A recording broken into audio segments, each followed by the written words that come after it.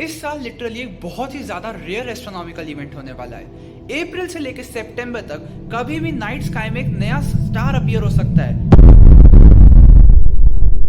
पृथ्वी से 3000 light years दूर located T Corona borealis star को 80 ईयर्स से किसी ने भी बिना टेलीस्कोप के नहीं देखा है।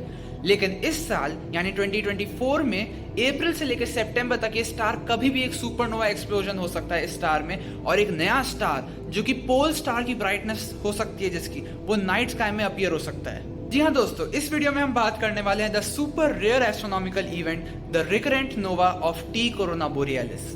तो शुरू से शुरू करते हैं कि टी कोरोना बोरियालिस आखिर है क्या। तो कोरोना बोरियालिस कॉन्स्टेलेशन में लोकेटेड टी कोरोना बोरियालिस एक 10th मैग्नीट्यूड का स्टार है। यह स्टार हर 75 टू 85 इयर्स में एक्सप्लोड होता है और एक रिकरेंट नोवा फॉर्म करता है।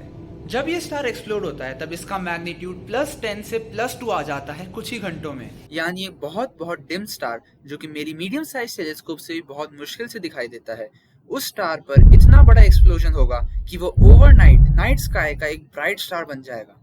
मैं आपको रेफरेंस के लिए बता रहा हूँ कि ये स्टार लिटरली कुछ ही घंटों में एक बहुत ही डिम स्टार से एक +2 मैग्नीट्यूड का स्टार बन जाएगा। +2 मैग्नीट्यूड का स्टार यानी यह स्टार नॉर्थ स्टार पोलैरिस की ब्राइटनेस के इक्विवेलेंट हो जाएगा।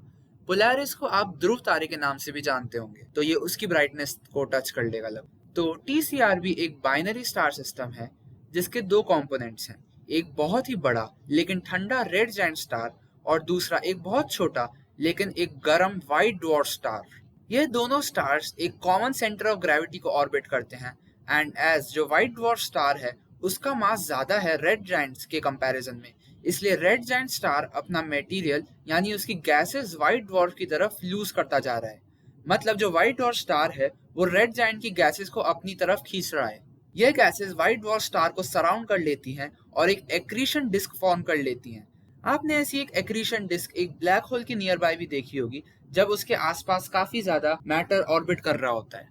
जब ये स्टार सिस्टम इनएक्टिव होता है, यानी जब white dwarf star peacefully red giant star का मटेरियल खा रहा होता है, तब red giant star most of the visible light produce करता है।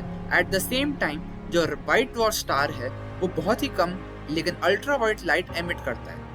अपने इनएक्टिव फेज में इस स्टार सिस्टम का मैग्नीट्यूड +10 से भी ज्यादा होता है, जो कि बहुत ज्यादा डिम होता है। वक्त के साथ एक्रीशन डिस्क का मटेरियल और उसका टेम्परेचर एक्सपोनेंशियली बढ़ता जाता है और यह एक वायलेंट एक्सप्लोजन की तरह दिखाई देता है, जिससे व्हाइट ड्वार्फ स्टार की एक्रीशन डिस्क एक्सपैंड होकर पूरी तरह ब्लास्ट ऑफ हो जाती है। इस एक्सप्लोजन की वजह से यह 3000 लाइट ईयर्स दूर लोकेटेड एक स्टार सिस्टम कुछ ही घंटों में एक नेकेड आई बहुत ही ब्राइट विजिबल स्टार बन जाता है।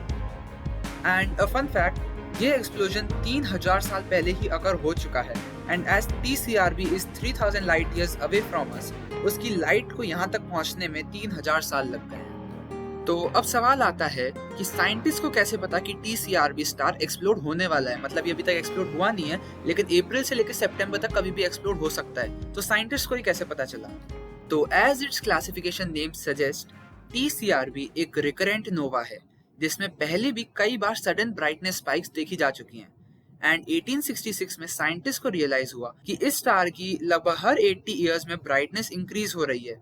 देन 80 इयर्स लेटर 1946 में यह स्टार फिर से नोवा हुआ, लेकिन 1940s तक साइंस काफी तरक्की कर चुकी थी और साइंटिस्ट ने इस स्टार की काफी सारी प्री इरप्शंस रीडिंग लेके रखी थी और उन्होंने पाया कि नोवा होने से एक साल पहले स्टार की ब्राइटनेस 10th मैग्नीट्यूड से गिरकर 12 हो गई और ये जो ब्राइटनेस ड्रॉप था ये भी काफी तेजी से देखने को मिला था। एंड 1945 के करीबन एक साल बाद ये स्टार एक्सप्लोड होता है और नाइट स्काई में एक नया स्टार हमारे पूर्वजों को दिखाई देता है।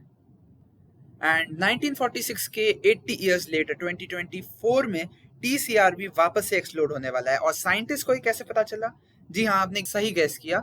2023 में इस स्टार में सडन ब्राइटनेस ड्रॉप अगेन देखा गया और उसी हिसाब से साइंटिस्ट ने ये प्रेडिक्ट किया कि अप्रैल से लेकर सितंबर तक ये स्टार कभी भी एक्सप्लोड हो सकता है। तो टी कोरोना बोरियालिस स्टार की मैं ऑलरेडी एक इमेज ले चुका हूँ।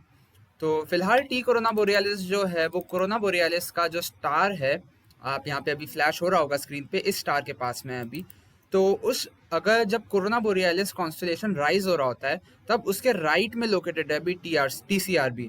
तो एक बार मैं इसका शॉट दिखाता हूँ आप लोगों को। ये तो रॉ शॉट्स हैं सारे।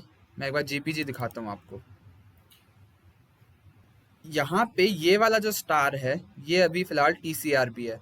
जैसा कि आप देख सकते हैं कि अभी ये बहुत ज़्यादा डिम स्टार है। मतलब ये मैंने एक 4 सेकंड का एक्सपोजर लिया है।